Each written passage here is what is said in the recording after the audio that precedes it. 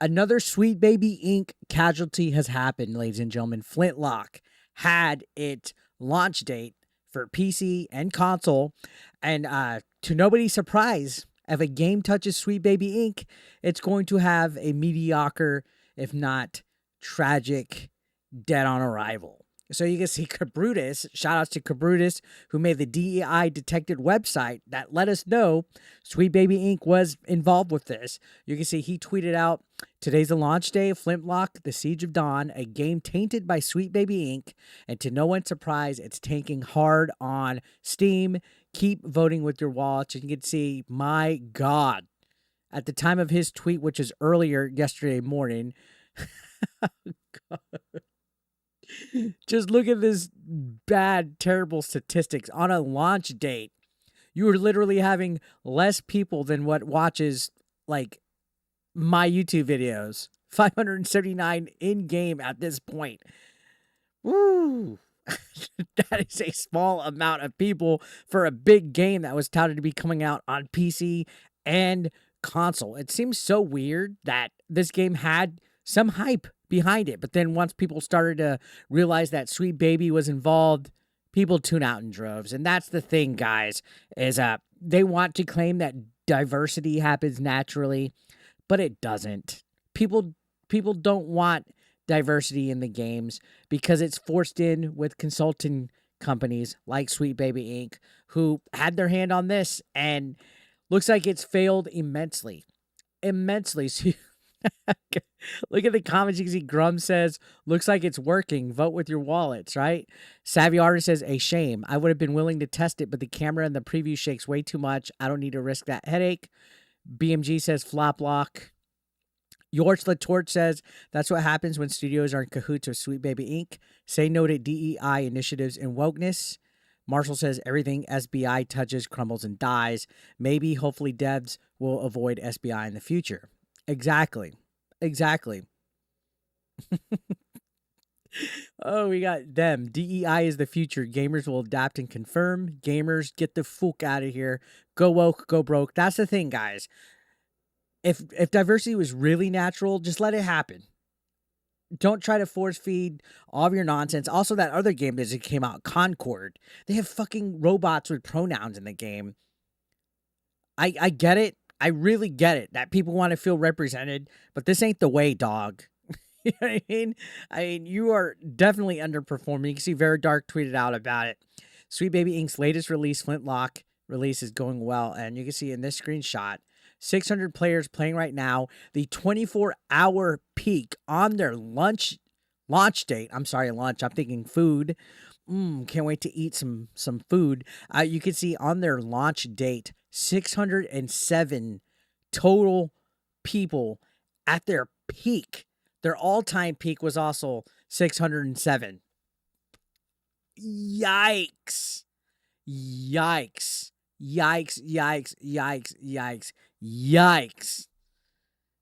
This is bad. And if you really want to sit down and think about it, numbers like this is what closes down studios. And it's not because this is a terrible game. In fact, I think I saw some of the ratings for this game in the solid sevens. Seven's not bad. That's satisfactory on a 1 through 10 scale. It's because people don't want to deal with DEI. They don't want to deal with people having diversity shoved down their throat. So here's it's sitting at a 71 as of this screenshot, based on 20 critic reviews.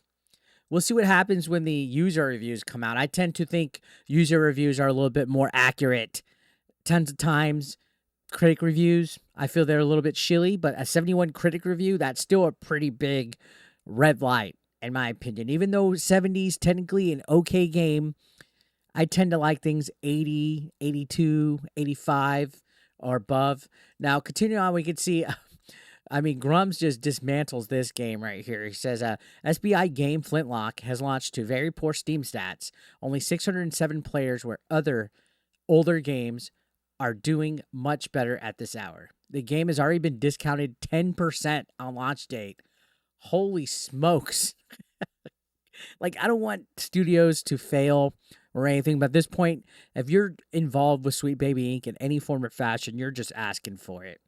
Now, he goes on to say he covered how the former CEO and COO ruined the game by hiring SBI in the past tweets, race swapping the MC, and using company funds to promote diversity initiatives in the COO's personal VFX company. While they eventually left, it seems the game never recovered. And that once you start getting exposed for nonsense like that, it's going to be a hard hill to climb out of. Oh, and you can see they're talking about claiming where the Flintlock devs did reach out to Cabrutus some time ago to claim all SBI material was removed, but when Cabrutus asked for proof, they ghosted him. YouTube reviews of the game cite poor story as part of the reason for the lackluster reception. Sweet Baby Inc. consults on story and characters. Any studio currently working with SBI should ditch them and denounce them. Cabrutus Steam list is nearly 500,000 gamers, and none of them will be buying any SBI back game. And you know what? What's sad is this also includes the upcoming Wolverine game. And we've already seen reports of them making Jean Grey into like a mannish figure. So yeah, definitely. If you go to DEI Detected and you look at what Cabrutus is posting, it's a full comprehensive list of every game that SBI is touching. And yeah, you can just see people talking about it. Oh my gosh. Flintlock scores are in and they're awful. Of course, it's always the platform with the lowest quality control that gives a higher score.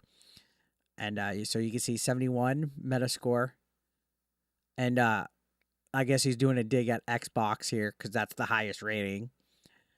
I don't know if that has anything to do with it being on Game Pass. I'm pretty sure this game's on Game Pass.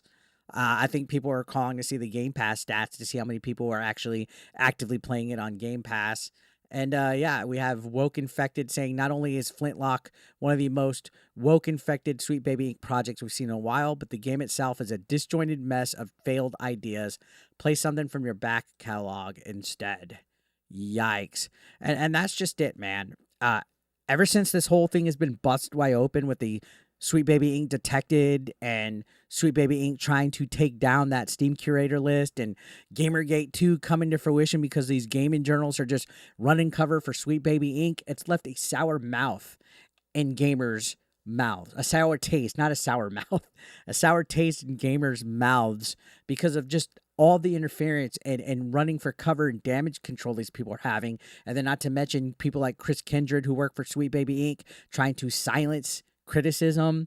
And overall, you just see how lunatic all these people that push DEI have been acting, literally having hit pieces, having damage control articles, contacting wives, censoring websites. It's just a mess to the lengths that it's just a bad look when you have SBI involved with your game. So what's to be expected? Flintlock, you're doomed.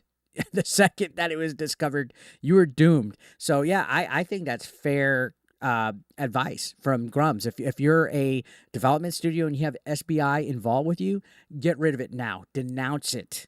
Remove it. It's not worth it. Even if they try to extort you like they allegedly did for Black Myth Wukong and try to tell you that your game's not politically correct and they're going to scare you and force you to go the diversity route, don't listen. Do not let anybody try to make your game politically correct. Don't let them try to cancel you because it's not. Stick to your guns. Make the stuff you want because DEI kills art. Elon Musk said it best. So what do you guys think? Let me know down below. I'll see you on the next one.